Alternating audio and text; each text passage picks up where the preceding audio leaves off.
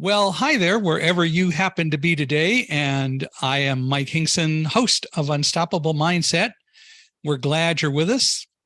And we have a guest today, Sentari Minor, who will tell you that his passion is trying to bring the best out of individuals and entities. And I'm going to be very interested to hear about that and all the other things that you have to talk about. So welcome to Unstoppable Mindset. I'm excited to be here. Thanks for having me. Well, it's our pleasure. Tell us a little bit about you, kind of go back to the beginning and, what your roots are and how you got a little bit of where you are today and schooling and anything else like that that you want to throw in. Man, so just back to the beginning. That takes the first hour, right? That takes I'll try to, that's a lot, but I'll try to condense it into something that's 5 minutes or less. So yeah, super excited to be here. So I am a Phoenix native. I grew up in Phoenix, Arizona, which has grown so much since when I was a little kiddo. So I grew up here in Arizona and was always a very interesting kid. I did a storytelling session. There was this group called The Whole Story that got together kind of 6 to 8 Black storytellers and just had them come on stage and like talk about something. And what I talked about was being like the first Black nerd, as I put it, before it was cool. And so I was always just like a very interesting kid that loved school, loved reading, was pretty introverted, even though I'm naturally an extroverted person. And so I was kind of like always an oddball, but in a way that I loved and was very embraced.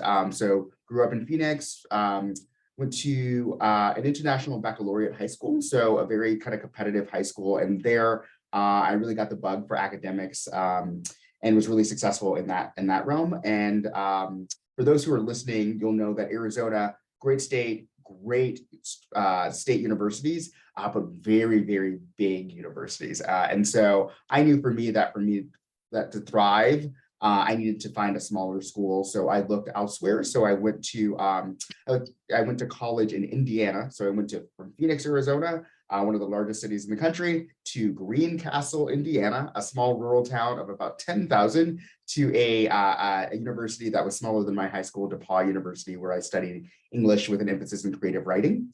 So I thought I wanted to be a writer or a journalist, and turns out I do a lot of writing in my current career. So that background served me well. But after college, I've worked a lot in the social impact nonprofit space. So done everything from program management to program development to a lot of marketing and communications and fundraising, actually. And I think where I hit my stride was working for a firm called Social Venture Partners, where I worked with nonprofits, social impact organizations, and then also donors to really build capacity in organizations. So folks that are really passionate about their mission, but just need a little help on how to support that mission from an infrastructure standpoint. So I got to be the director at that firm and lead a lot of wonderful people and help a lot of really impactful organizations. Following that, I joined a group called Gen Next, which has now been rebranded to Alder. And the mission of that organization was to really take purposeful leaders, so owners, entrepreneurs, CEOs, and provide them the education and kind of the space to really figure out how they wanted to leverage their networks and their kind of expertise and influence to make a better world for the next generation. And so that looked like curating content on education, economic opportunity, national security, facilitating these really, really intense dinners on called Jeffersonian dinners on just topics of the day, doing a lot on policy, doing a lot on philanthropy. So I had a cadre of about 30 CEOs in each of the markets that I ran, which was Phoenix, Dallas, and San Francisco, and got to just see a lot of really impactful and powerful people at play. And I learned a lot from them on a lot of things. But out of that, one of the CEOs that was part of that group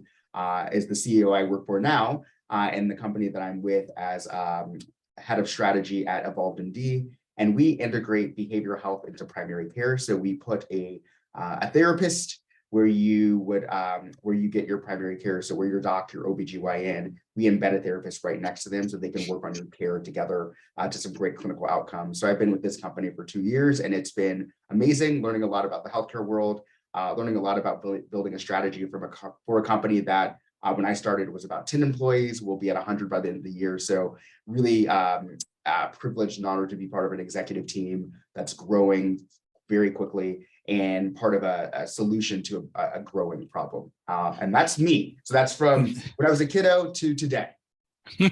How many years is that? That is 30. I will be 37 in less than a month, October 25th. There you go. Yes. Well, you summarized a lot in a fairly short amount of time there. That's pretty cool. What made you decide to go to a small school as opposed to one of the bigger schools like Arizona or Arizona State and so on? You know, I just liked, I just knew that I wanted a little bit more kind of direct education, or rather direct instruction. So U of A, Arizona State, great schools, but a lecture hall with 400 kids was just never going to be my thing, right? I went to a kind of a school within a school. So we had a cohort of the same kids from freshman through senior year of high school. And I wanted that kind of vibe. And I also knew that I wanted to just really have some time to understand what I really wanted to do. I went in to college as like an econ major, and then quickly pivoted that to English. And I don't know if I would have done that at a larger school, but I love the small school vibe. My senior year of college, I had a history class with 4 students, which is great, right? Like you have deep conversations about a lot of things. And so I enjoy the smaller schools. Yeah. Well, I know that I've read a book. Well, you may have read it. You may have heard about it. David and Goliath by Malcolm Gladwell. No, I've not. And he talks about fitting into different places. And he talked about the very subject of a lot of people want to go to these big colleges like Harvard and so on, when really their disposition and maybe their talents would be better by going to a smaller school. He put it in terms of being a big fish in a small pond rather than being a smaller fish in a huge pond, right, where you don't get the same level of what you need. And I know for me personally, I very much enjoyed going to a smaller school, at least at the time, UC Irvine back in late 1960s, early 1970s. We had, I think, 2,700 students the year that I enrolled. Wow. And that was the 4th year of the school. Wow. And it was so much better having a small amount of people. Right. And now UC Irvine's a huge school. Well, in my mind, a huge school. Yeah. Well, now, I don't know. I think the population is about 28,000. So it has grown a little bit. Yes, quite a bit.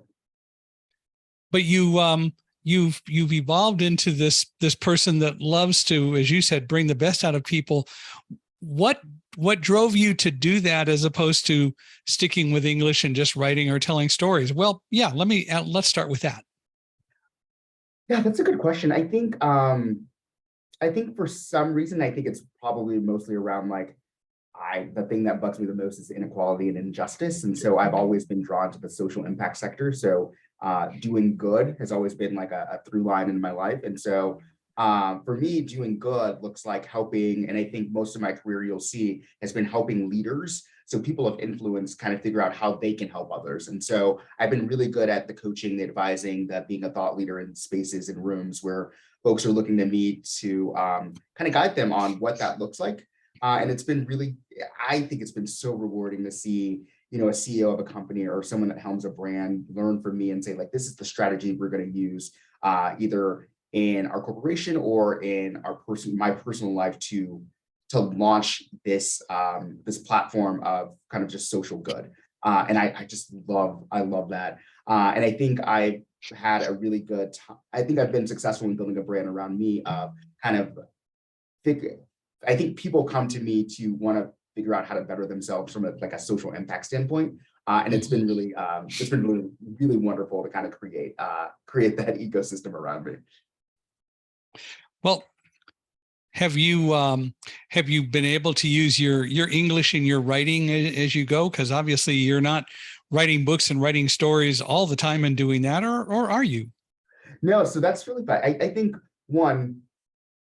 I think it goes back to your question that you just asked. I think a liberal arts education actually helps you become just a much more well-rounded person. So I think for me, I was able to come out of my years at DePaul just learning how to think and like how to think critically and understand like problems and synthesize them. So whether it was English or econ, I think I would have had that kind of same mindset. For me, I think also what is becoming, well, there's a lot of research around it. What is becoming more abundantly clear is that the ability to write, to communicate, to really have compelling arguments, which comes from having a background in English or journalism, is so invaluable. So for me, English has helped me become a phenomenal writer, right? And then in my day job, I oversee a team that does our comms and content, and showing constantly the power of storytelling and how that can compel someone to do something that is socially good.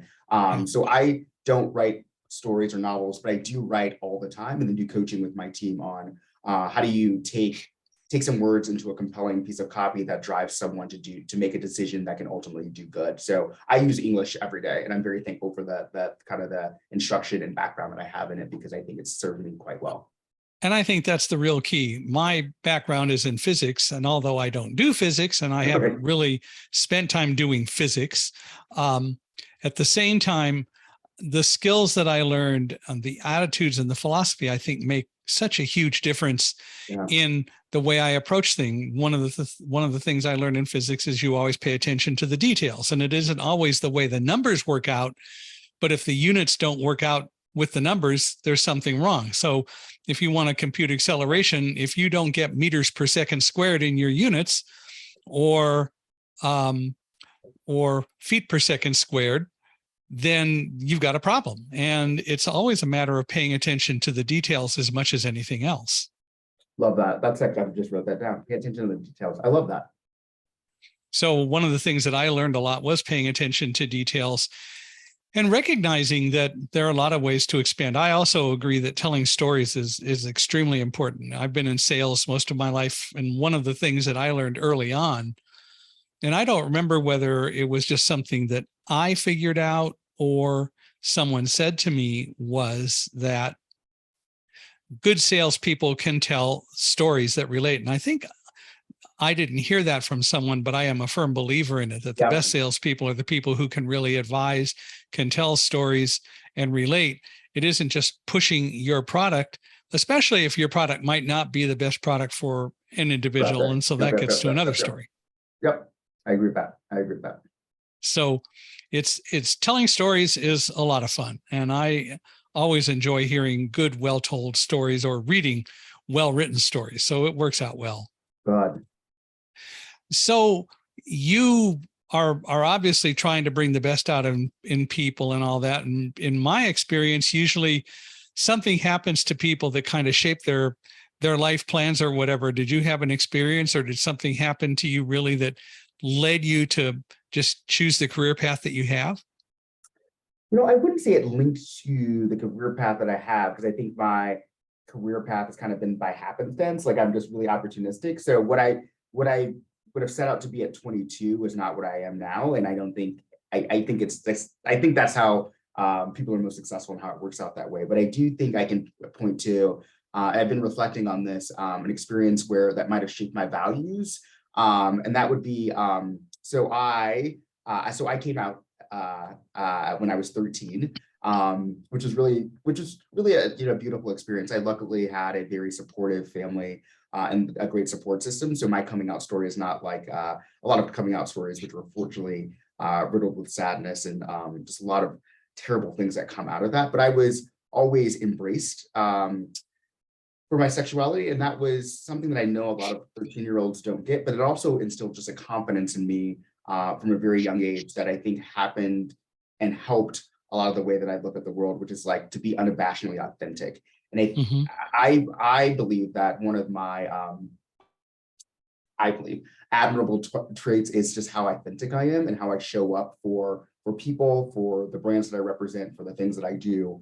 And it was because I was so supported at that young age, and it taught me that, like, the world is going to view you in a certain way no matter what, but it's how you overcome that, and how you manage and shape yourself around that that is truly important. And because of that, I think I am able to go into spaces, go into companies, go into these conversations with folks at a high level, and really show up as myself, and someone that is obviously very much passionate very much caring and just wants to do good. And I have to do the good because I know that there are people like me that didn't have the same reaction to something that should be so beautiful that I did. And I just want to make sure that all those folks, as well as folks who have experienced any other kind of hardship, are well taken care of too. And I get to have that platform because of what I do.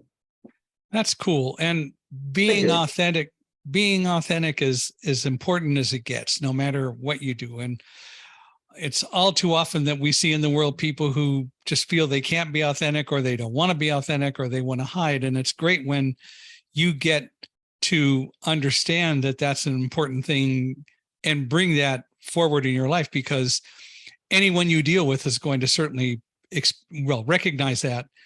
When you're authentic, people know it, and people know when you're blowing smoke. Yeah, that is so true. Yeah, and it just being authentic leads so much credibility to things, and also I think being authentic also means not being perfect. And I think people really resonate with folks that say like, this isn't going well, or I failed at this, or I don't have the answer. And I think I've always showed up to spaces and say like, I'm the first one to say like, I have no idea, but we can work on it together. And that's a piece of being authentic that is so important. Yeah.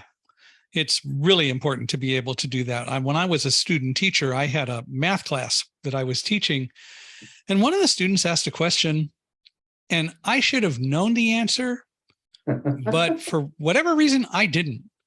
But what I said to him and to the class was, I don't know. I probably should know it. It's not that magical. This is freshman algebra, and I'm getting a master's degree in physics, but I don't know I should know this. But I'll tell you what I'm going to do. I'm going to have the answer by tomorrow. And after class, my master teacher, who was the football coach, so a real tough guy, comes up to me and he said, "You don't know how much you scored in the way of points and how much admiration you got from those kids because you were honest." And, that's always been the way I am. By the way, the next day I did have the answer, but the young man who asked the question also came in. And before I got to say anything, he said, "I figured it out." And so I said, "All right, Marty, come up and write your answer on the board." Because being blind, I'm not a great blackboard writer. And so I always chose a different student every day to write on the board when we needed to do blackboard writing. And I had him come up and I said, "Write it on the board." And it was great. And I know that I had an impact on him because 10 years later, I was at a fair in Orange County, California, the Orange County Fair. And this guy with this very deep voice comes up to me and he says, "Hey, Mr. Hinkson, do you remember me?" And no, who are you? Because Marty was a very high-pitched young voice. Anyway, he said, "I'm Marty. I met you, and I was in your class 10 years ago." And of course, immediately I remembered who he was. That's so cool. Which was really cool. Well, the very fact that you had a good support system and so on was really cool. And you didn't probably go through a lot of the traumas that people did. But, if I were to ask this out of curiosity, what would you like to have known at 10 that you didn't know at 10 years old? Ooh. How about that, huh? When I was 10, I think that I would say this now, but that there's just so much of the world ahead of you, and that like the gravity and weight of your quote unquote problems just aren't there. And people tell you that like you have your whole world you have your whole world and so much life ahead of you, and you're like whatever. But I wish I could go back and like really listen. It's like you don't have to have it all figured out. All the stuff that's in flux is going to change. Pain is only temporary. Like I think that'd be heady for a 10-year-old to understand, but I think hearing that as a 10-year-old, like if I could see me talking to my 10-year-old self, that would be what it is. It's like there's just so much more that's going to happen than what's happening right now. How about when you were older, when you were 21? What do you wish that you had known that you didn't learn till later? Kind of what we talked about before, that like your journey is going to be very different than what you think it is. So don't be caught up on like what's your job going to be. Don't be caught up on who you're dating or who your friends are. Like your journey is going to change so much, and you're going to be introduced to so many people that are going to push you and pull you in different directions, that there's no possible way that the track you have all mapped out, because everyone does at 21, the track you have all mapped out is ever gonna come to fruition. And be okay with that. Like it's actually great that it's not going to. I wish I knew that then, because I wouldn't have put so much pressure on myself to do quote unquote the right things. I would have just let it be, which would have been super helpful. The other side of that is that even if your path and your track go exactly as you thought they would, if you're open to change and you're open to listening to people, then it's only going to enhance whatever you do anyway. I think that's probably an even better way of putting it. Like just being open to feedback and being open to really coaching and guidance. And now in my life, I have an executive coach, I have a therapist. Like these things would have been much more probably impactful at 21 than now, because it's like I wish I would have had someone to tell me to just like listen to other people more. I think that's actually a great point. Just listen to other people more. Of course, the other side of it is, of course, at 10, you knew everything there was to know. And then by the time you were 21 or 25, you're surprised at how much your parents learned, right? That's so funny. That's very, very true. That's so true. Oh, yes, it always happens. But I love that. Life is such an adventure. And I've always viewed it as an adventure and really love that it's an adventure. And I think that whatever we do, it's important that we think about it that way, because having an adventureful life, even if it's what other people would call just sort of humdrum and it's not very exciting, but if you can see the excitement and bring out the adventure in life, that just makes you a better person, it seems to me. Yes, I completely agree. That's a beautiful way of putting it. Well, even with that, so do you have any kinds of things in life that you wish hadn't happened, maybe that you regret? Does anything impact you with that sort of thing? Ooh, there are two. I think that's a good question. I wish I would have spent more time with my dad. He passed when I was a junior in college. And we were he and my mom split when I was younger. And so we just never, were never very close. And I wish that I would have spent more time getting close, because it was kind of a matter of like, not even inconvenience. It was more so apathy. Like he was around, he lived in the same city, but like we never really got together. And I wish that there was more time that I got to spend with him, because I think there would be so much more about myself that I learned about me. And so like when you do a lot of therapy, you have, you talk about your family of origin, right? Like your parents and what you, why you show up the way that you do is always because of like how you're raised and your parents and stuff. And I wish I had like that data point from my dad to understand. So I regret not knowing him more. Yeah. My dad and I had a close relationship, but even so, I wish we had had more time to spend talking with each other. Time. Yeah. And then going back to, when you were 10, that I think the what I wish I knew there is that also, while there's so much life ahead of you, life is finite. Like there will be things that do end. And I wish because when you're 10, you're like, oh, I'll get to it later, or like I'll spend time with dad later, and it just never came. And so that would also have been helpful, like that. And that I think that as I reflect on that, like that's a regret of mine that obviously I can't really do anything about now. But if I were to go back, other than passing that knowledge on some way to others and who are growing up and helping them maybe not make that same mistake. Yeah, I think it's good to have that, but I feel like so many people have that knowledge already. Like everyone's like, you never know when your parents are going to pass, or like you never know when anyone that you love is going to kind of be out of your life. And yet still that doesn't, I don't think that advice like implores people enough to like make the phone call. So maybe it's just repetition, like keep saying it, or like, I went through it, you should know this, like go call your parents, because you just never know. Or go, well, yeah. You can approach it from, in a sense, fear like that of you never know when they're going to pass, or you can say, they've had a lot more experience than you, and this is your time to take advantage of that. Oh, I love the way you put that, because it goes to what you just asked about the being 21. It's like you can learn from these people around you that you have great access to, so do it. Yeah, we just don't always take advantage of a lot of things that we can. We all think we know too much. And as a person who happens to be blind, of course, I hear it all the time about what I can't do because I can't see. And I've learned along the way that one of the ways to maybe make people think about that is, well, how do you know? Have you ever tried being blind? The fact is that the the concepts and the attitudes and misconceptions that people have are what drive us and what make us what we are. But by the same token, if we're not open to exploring new things and recognizing this is the time to learn, whenever it is, we don't grow. Yeah. I do. I wonder, I love your take on it. Like, do you feel like most people have a growth mindset, or like maybe not even a growth mindset, but like a curious mindset? One of the values that I have for me, and then just the people I surround myself, as being like intellectually curious, but I don't know if most people are. So I don't know like if what we're talking about resonates with a lot of people, but I would hope it does. Yeah, I agree with you. And I don't think that people always have as much of a curious mindset as we should. One of my favorite books is a book entitled Surely You're Joking, Mr. Feynman, Adventures of a Curious Fellow. And it's the autobiography of Richard Feynman, the physicist. Okay. And he talks, even in the first chapter, about the fact that his father pushed him to be curious about everything. They were, I think, as I recall him telling the story, in a park one day, and his father said, "Why is that bird flying? How can that bird fly?" And he really encouraged Feynman to be a curious individual. And I wish more people would do that, rather than making assumptions, no matter how much they see, no matter how much they have experienced that goes one way. It doesn't mean that it always will. Yeah. Yeah.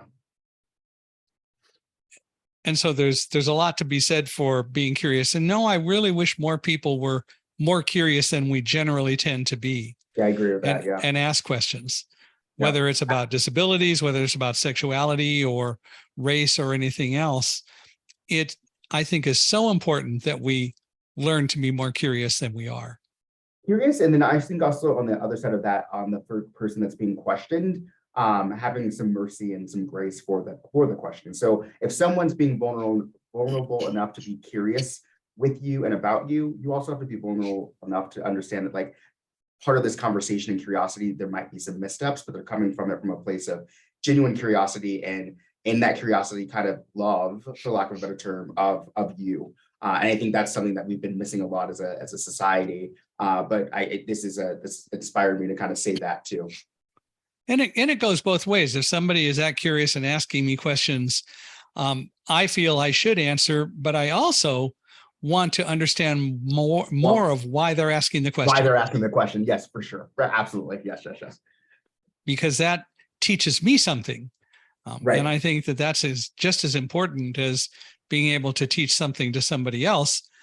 I want to learn as well. I've always said on this podcast that if I'm not learning at least as much as everyone else who listens to it, then I'm not doing my job. Or when I go deliver a speech, if I don't get to learn a lot from all the speakers around me, or just being around the people who are attending the event, then I'm not doing my job well, because I should learn from that as well. Love that. So it is kind of important to be able to do that. So I'm curious, Alder, how did that name come about? It's interesting. They rebranded after me. So when I left the company, they rebranded to Alder, which I think it's like the burgeoning of a seed. So I don't know the reason behind the change, because that happened right after I left the company. Has it been successful for them, do you think? Or talking to my colleagues, it seems like it. I haven't really done a deep dive into it, but I think from what I can understand from the conversations I've had with both members, staff, my peers there, and then just from general viewing on social media, it seems like it's been a great rebrand and a rollout of and repositioning of the work. Okay, well, as long as it makes sense and people can relate to it. Of course, branding is all about trying to get people to relate to you, or doing something that will help people remember you. So absolutely. So what is EvolvedMD? That's an interesting name.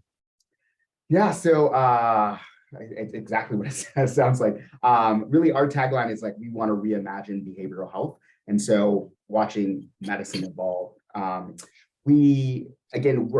approach to mental health is not new, but it is novel. So what we do is actually a model called collaborative care. that came out of the University of Washington Ames Center, but we were kind of at the forefront of really figuring out how to commercialize it and then enhance it in a way that is both better for both patients, the providers, and all the other stakeholders. And so I think when I think of evolved, it's like, how do we kind of evolve this model? How we evolve medicine, and especially how we evolve behavior and mental health. Right. So tell me a little more, if you could, about this whole concept of having a doctor and a therapist together.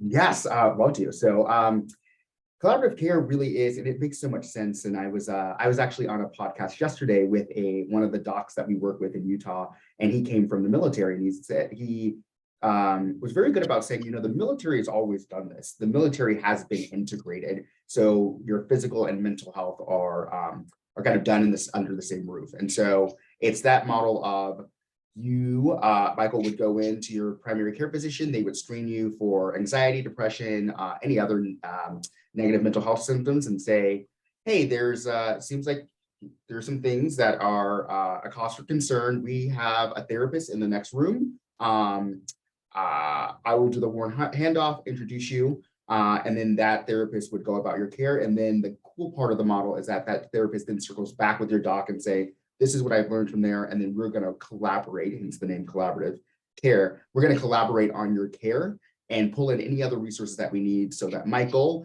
is healthy physically, so he's healthy mentally, and then it comes to great clinical outcomes. And so the cool thing about the model is that we've learned that people really, really trust their primary care physician. So you trust your doctor a lot. If your doctor says, hey, I think you should see someone, and I trust that person, and then, oh, by the way, they're just in the office next door, you're definitely gonna do that. And it's just such a beautiful model to see how it's reduced stigma, because you don't have to go to a special place or special clinic to go see mental health. It's just right where you see your doctor. It normalizes care, and so it's all in that same kind of care continuum that you're already in by being in your PCP, and just increases access. It's really, it makes it easier for folks. It makes it financially viable. And so we're really excited about the work that we do. I'm really honored and proud of how we've grown the company in just the 2 years I've been here. And then now you're seeing a lot of literature around behavioral health integration. In fact, the Biden administration just put out something in the last couple of months of saying, like, this is the way of the future, and we're going to put money and incentivize and really implore a lot of people to integrate care, and we get to be at the forefront of that. So it's been a wonderful journey so far.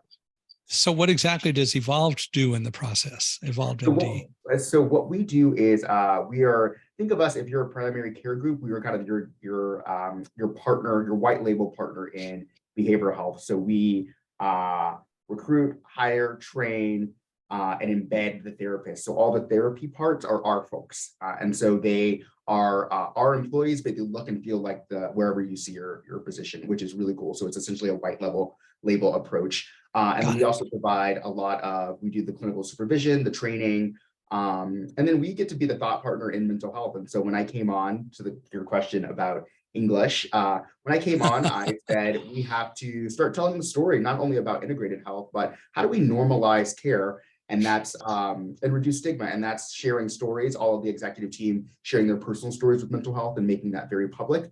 Conversations like this, and then really just pushing out the forefront of, like, this is normal. Like, these conversations should be normal. And by the way, we have an option where you could go have this conversation with your docs. They can also tie it to your physical health. And it's been wonderful. It's been great. Well, since you're a good storyteller, can you actually tell us a story about maybe a success and give us an example of how this has all worked and brought about a successful conclusion? Yeah. Obviously not mentioning names or anything, but yeah. Stories are always great. I think I could give you two, and both unfortunately around suicidal ideation. So our model has seen, I'm trying to kind of make this as generic as possible. So one of our primary care physicians, when they first started the program, I had a patient on his panel that he's seen for a while. So just a regular gentleman that's been coming to the same doctor for years. Very successful man, very affluent part of town, a very affluent part of Phoenix. So we started seeing this person, and then our therapist started getting embedded in the clinic and started seeing this person too, and came in by the work of having both of those two people, the therapist and the physician, in the same place. They were able to uncover that this man, this very ostensibly successful man, had been sleeping with a gun under his pillow and had been contemplating suicide for quite some time. The doc had no idea. Obviously, this man presents very well. He's healthy, presumably happy, but just having the therapist there to ask the right questions. And also, here's the other part, not only ask the right questions, but then be there as a resource, probably saved that man's life.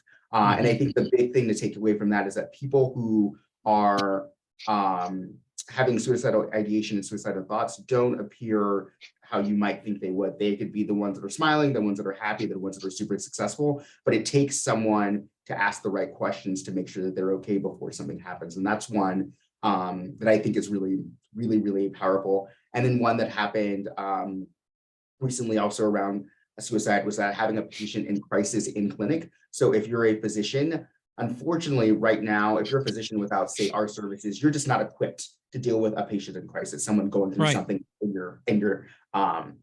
your exam room. We happened to be there on a day where there was a patient in crisis, and it was very clear that this person was going to hurt or harm themselves, and very soon. So our therapist, and this is why we love our model so much, our therapist that's on site, that was right there, was able to de-escalate the situation, get them immediately into the care that they needed, and obviously, again, saved a life there. So I think those are the stories that are kind of the big stories, but there's also come some small wins where we've had patients say, like, you've helped me with my anxiety and now I can actually like leave my home. Or I realize that these are some things that I've been really scared of and I haven't been able to articulate it, but just having these sessions with you has really helped me thrive and prosper. It's just like, I mean, we have countless mission moments every week where we have stories of just successes within the clinics that are super exciting, and hearing how our services are not only like transformational, but sometimes life-saving. It's very rewarding to be part of. You telling the second story about the patient in crisis just reminds me of something that all of us hear about every day, and that is all the things that go on with police and encountering patients with some sort of mental health crisis, and they don't have the training to deal with that. No training, yeah. To a large degree, and that creates problems. And oftentimes a gun goes off, which isn't going to help. But yes, we do hear occasionally, and I've seen, I think on 60 Minutes and a few other places, where there have been some police departments that are shifting some of what they do, recognizing what the real issues are, over to more mental health professionals who are able to go in and de-escalate and bring about a much more positive solution. Yep. And I think there's a fine line. I have folks that are in law enforcement, and then obviously friends who do this work in social work. So I think there has to be the right balance and mix. But I do think there's an appropriate response from an on-call response from a social worker, but also realizing that there's the realities of the world where a police officer just has to be there. So hopefully those two working collaboratively, we'll find some better solutions in the coming years around how do we get ahead of that. Yeah. And it's important to be able to do it. How about the docs? When you go in and start to work in places, are the primary care physicians generally open, or do you oftentimes, at least at first, see a lot of resistance to changing the way, in a sense, they operate? That's a great question. I think it really just depends on kind of the culture of the community and the practice already, right? So there are some folks and some groups that we work with that are just naturally collaborative. So we go in and they're like, oh, we understand, we're excited for you to be here. Some take a little bit of finessing and work, but I say kudos to our team from the front end, having those conversations before our therapists even start day one of like, these are the expectations, this is why we're doing it, and getting the buy-in from the physicians on the front end. But at the end of the day, it just takes a little bit of, it just takes hearing one story about like the ones that I just told you, or seeing it in action, we're like, whoa. And we hear from customers all the time, like, we have no idea what we did before you were here. And so I think any resistance is assuaged once they actually see the program in motion. But I just doing this work for the last 2 years and hearing more about kind of the instruction curriculum and kind of the programs that MDs or DOs go through, there's not a lot around integrated health. And so or integrated care. So sometimes people are just, the concept of it doesn't make sense to them. So we get to be on the front of the education. And then of course you get the buy-in once you have the patient stories and you can see the impact firsthand. Is EvolvedMD just something in Phoenix, or is it nationwide, or how large of an area do you So cover? we are in Phoenix metro area, and then other parts of Arizona, and then a big piece in Salt Lake. And then our sales team is rapidly trying to figure out where we're going next. So I bet if we did this again in a year, that those two cities would be expanded quite a bit. Well, then we should plan on doing this in a year to get I'm the happy update. to. I would love it. Important. Well, so it's exciting that you've gone, as you said, in 2 years from 10 people to over 100. Yeah, Clearly in the time we'll be at 100, but yeah, we'll be at 100 by the end of the year. Yeah, so it's been, but in a time of COVID, you're expanding.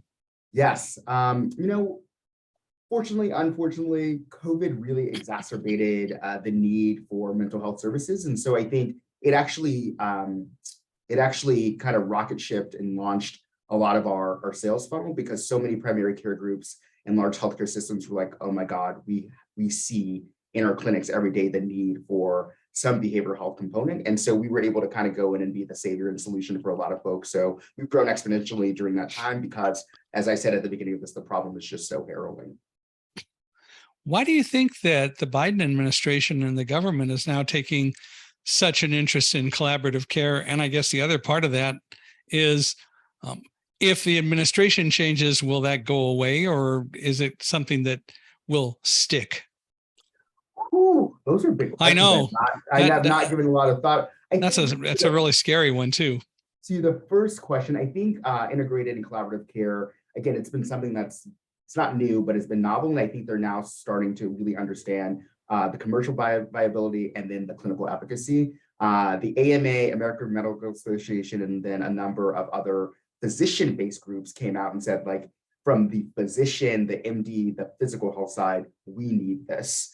And this is what needs to happen. And I think the administration also understands that it's probably the best way when there's this idea of like value-based care where essentially healthcare entities will be paid based on the outcomes of patients, and understanding that integration is actually a cost savings mechanism. If I can work with you in your primary care office to have a conversation around suicidal ideation or what you might need, rather than you showing up in an ER, that saves the country money. And so they're understanding, like, from a holistic point of view, this is probably the best thing that we can do overall for people's care.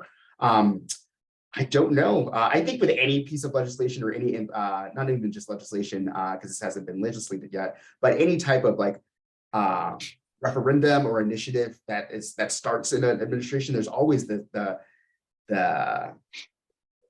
there's always the possibility that it could go away. But I think I'm confident that people will understand how impactful this is, and it will be kind of an evergreen thing. It's just like, I envision a world where people are like, this is just how care is done. Like, this is just the standard in the United States. So regardless of if it's Biden, whoever, if it's a Republican, Democrat, it doesn't matter. This is just how we do care. And I think we can kind of prove out that model, or at least I hope so.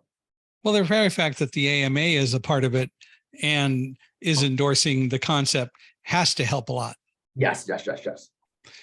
I would think that, like with most professions and so on, a lot of doctors or the profession generally tends to be pretty conservative.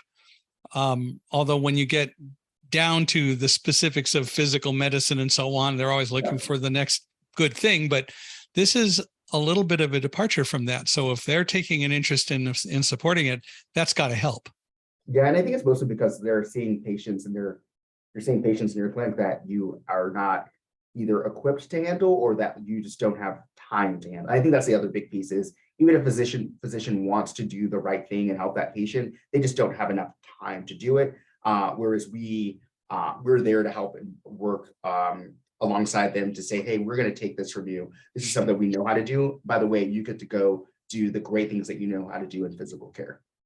Yeah. And are able to move forward. Yeah. Is collaborative care a concept that is being embraced outside the US as well? That I do not know. That's a good question. We focus mostly around the United States, but I don't know. It'd be interesting to see. That is a good, yeah. And again, it does have to start somewhere. And if it starts here and expands, then so much the better. I love that. Yep. Well, you have a lot of tough challenges to deal with and helping to introduce these concepts and moving people forward, which is great. How do you build and keep a sense of resiliency in your life and what you do? Ooh, that's a great question. I think building resiliency is it's a mindset and framework of how do you position things and that happen to you. So for me, I think of everything, and I was through my second podcast today, by the way. And the first one I was talking Boy, about, are you resilient. How I approach failure, which is just something that you learn from. And so every time that there's a challenge or setback, I think about it from a gift of, and it hurts, but it's a gift of, I get to learn from this. And so I think that builds resiliency. I think having a great community around me, I have a great group of friends, coworkers, loved ones, a great partner, great therapist, a great coach. And so all of those things together help me every day build up a little something. And then also just honestly, not taking life too seriously. I think Good for one you. of the things, yeah, it's, at the end of the day, like I could lose my job, all these things can happen, but I know that like, I'll figure it out. And I think that's actually been one of the things that's really saved me in my mental health of like, and anything I approach or anything I do, it's like, I'll figure it out. I will be okay. Like it may suck, it may be hard, but I'll get through it. And I approach everything like that in each day of my life that way. And so once you have that mindset, you're like, I'll get through it. And if not, I'll make it work. And so that's been very, very helpful in doing this work. Cool. Well, at the same time, have you had major times where you've had adversity that's really made life tough for you that helped then as a result build resiliency, do you think? I wouldn't say like a specific example, but I do think, and I've been reflecting on this a lot more.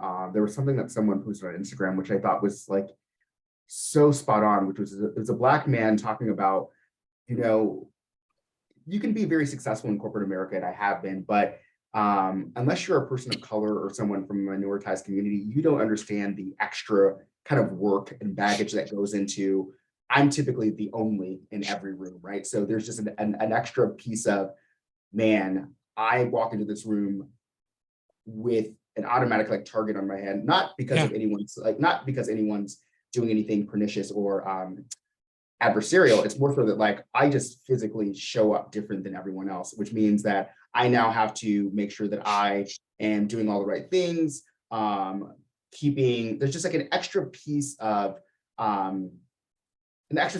like mental bandwidth that has to happen for me that doesn't have to happen for my white male counterparts, right? And so I don't think it's really adversity. It's more so like, it's just a little harder.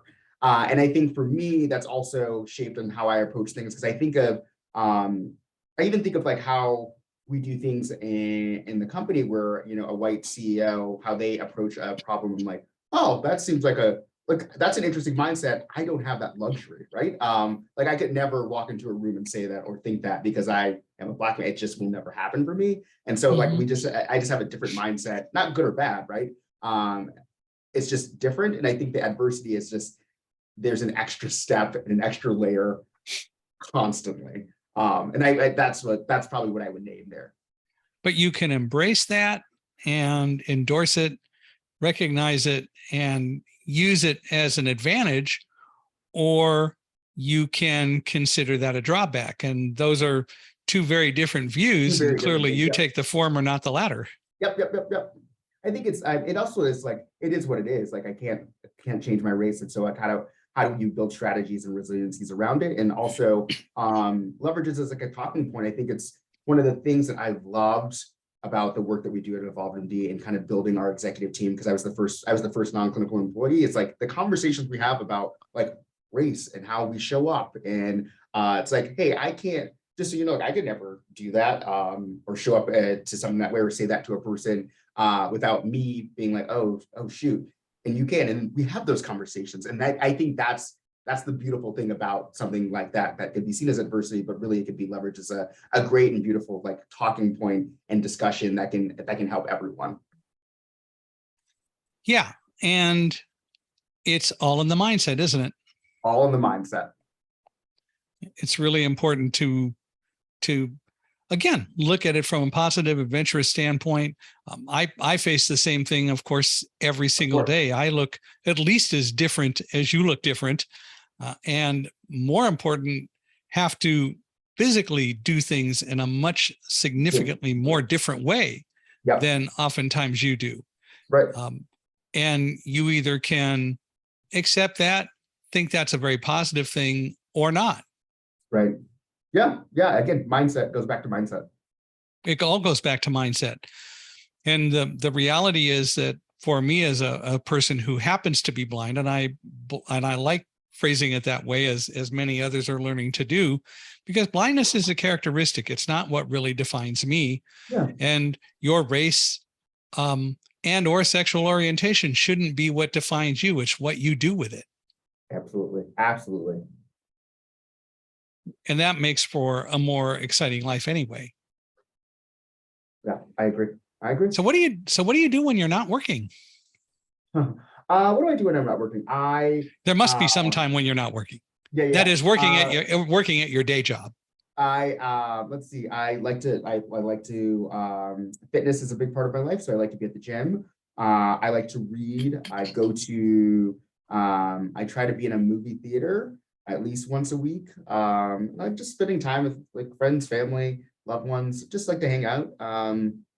Yeah, I do. I like to take long drives, but yeah, there's like I'd say if you're to catch me on any given weekend, it's I am probably reading a book, or I'm by the pool, or I am watching a movie.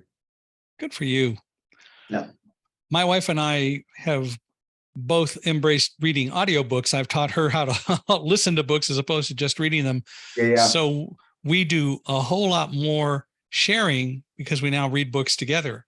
And I love that. It's a lot more fun than what's mostly on TV. So we do that and spend a lot of time doing it. And oftentimes when she's doing what she does, she's a quilter. And so she's doing a lot of quilt projects and so on. And I'm doing the things I am. We'll just pipe a book through the house. So we both have it to listen to, and we keep up with it. And then we talk about it when we get back together for dinner or whenever we're done doing what we're doing. I like that idea. I like that a lot. Yeah. So we just have it all over the house as opposed to carrying something. It works out pretty well. That's great. And watching movies are always fun. We do some of it, but we've been so much involved in reading lately that we just enjoy it a great deal. I like that idea of like using reading as something that you can do together. That's great.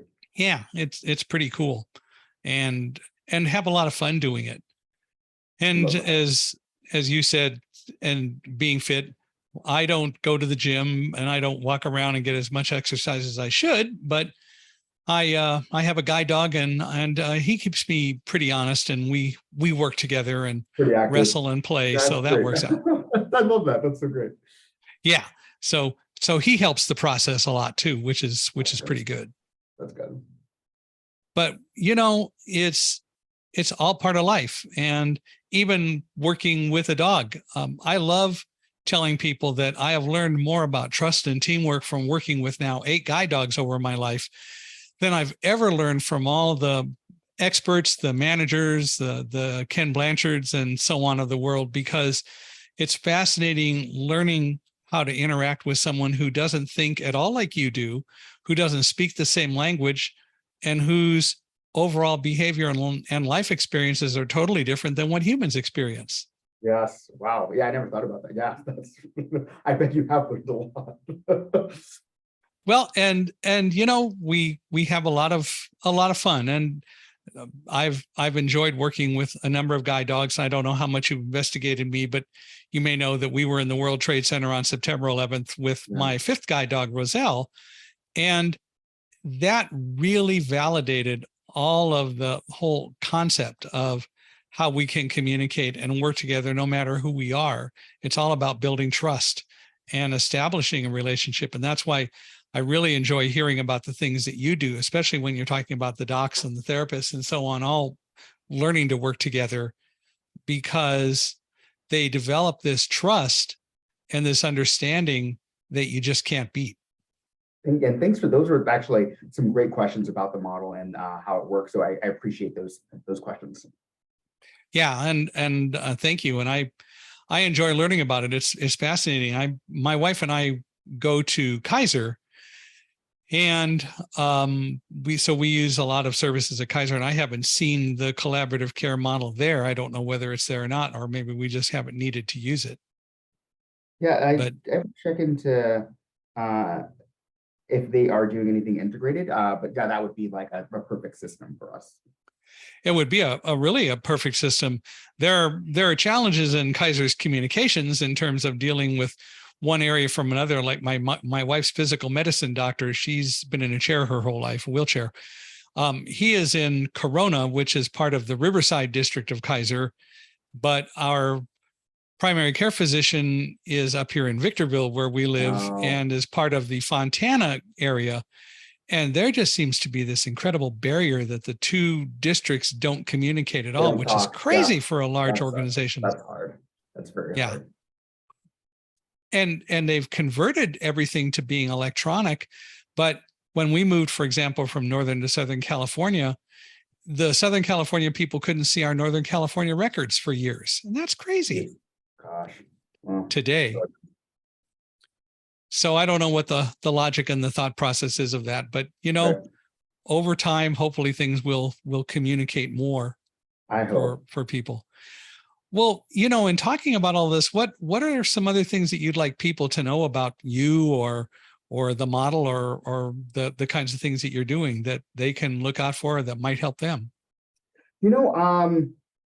Nothing at the top of I think we covered a lot of ground, and I again thank you for the very thoughtful questions. I think for any of the listeners, and we'll probably put this in the show notes, but follow us on LinkedIn, EvolvedMD on LinkedIn, because we put out a lot of really good content around mental health and normalizing. And then if you ever want to learn more about the work that we do, EvolvedMD.com, or the work that I'm doing, just SentariMinor.com. But I think we talked a lot about, I love the conversation around adversity and having a different mindset, and then the intellectual curiosity piece. So I'm just excited to share this podcast with the world, and excited that you brought me on.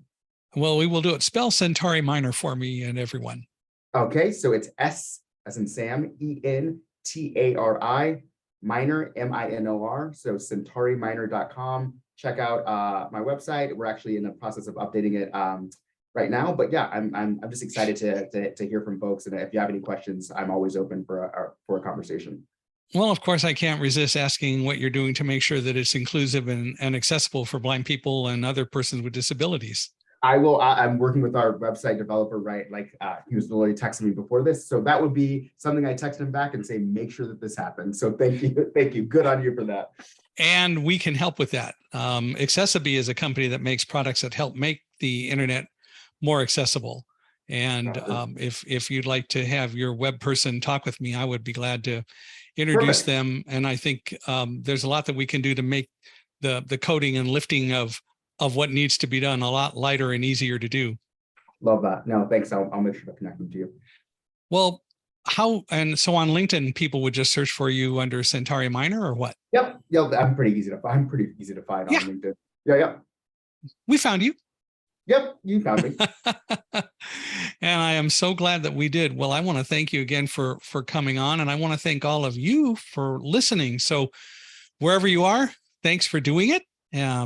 Thanks for being with us, and thanks for supporting Unstoppable Mindset with your comments. I hope that you'll email me or comment on LinkedIn or wherever you're seeing this podcast. We love your reviews, and please give us a 5-star review. We appreciate that, because that is what helps us really know what you're interested in and know how you feel about the things that we talk about. So please do that. You can reach me directly at Michael H.I., MICHAELHI at Accessiby, ACCESSIBE.com. Or you can go to our podcast page, www.michaelhingson, MICHAELHINGSON.com/podcast. And we definitely are very much looking forward to hearing from you. And I hope that you'll reach out to Sentari and talk with him about all the things that he's doing. And as I said, it's an adventure, and I'm definitely anxious to get you to come back next year, and we can certainly explore how things are progressing and maybe learn more about this whole collaborative care process. That'd be great. I'm happy to come back on. Well, thanks once again for being here and for being with us. And we definitely will see you next year. Thank you so much. Thanks, Mike.